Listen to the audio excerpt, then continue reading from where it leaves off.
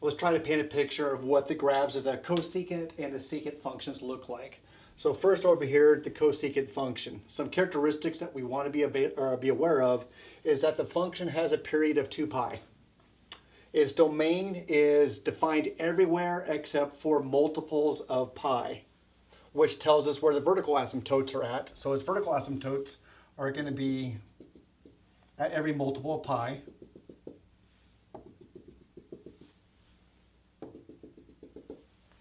Its range is defined for all values greater than -1 and all values less than -1. So I kind of have low points right there. And I also know it's an odd function. So putting all that together, I have enough information to begin to sketch out what this graph looks like. And let me put one more vertical asymptote in here. Sorry, forgot that particular one right there. So I know my low point is right there. I have 2 vertical asymptotes. So I'm going to have a graph that kind of U's in there. It's an odd function, so I know it's symmetrical with the origin. So I'll have another curve right there. And then I just repeat this pattern back and forth.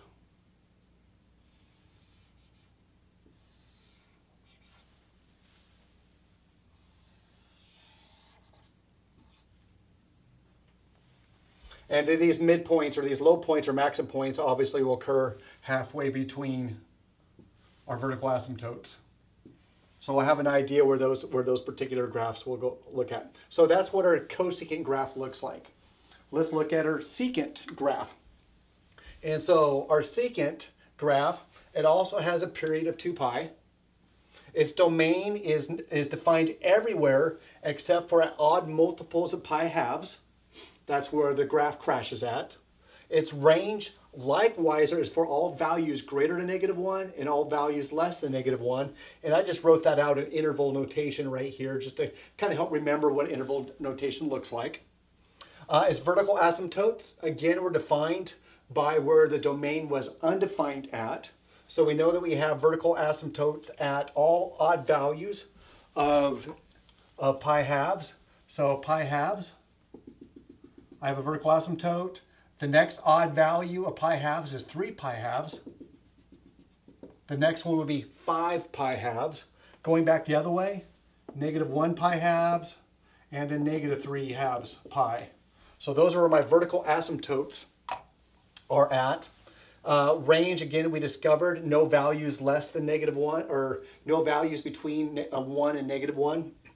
And it's also an even function, which means we have symmetry among the y-axis. So let's graph that out.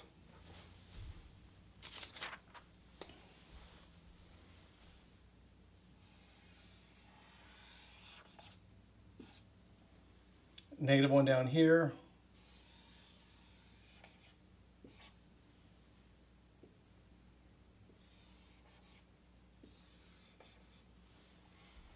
And so there we have our basic graph of our secant graph. And now you can see that these are inverses of both our cosine and our sine graphs that we had for earlier. So one way that we can kind of look at this is, can I do this real well here? Whoops, let's do it in a different color.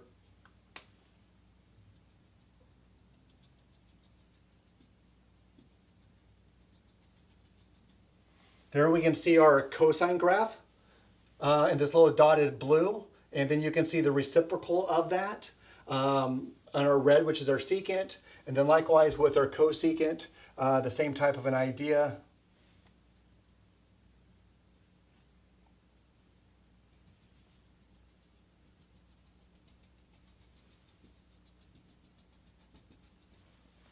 And then with that dotted line over there, we can see that looks like our sine graph.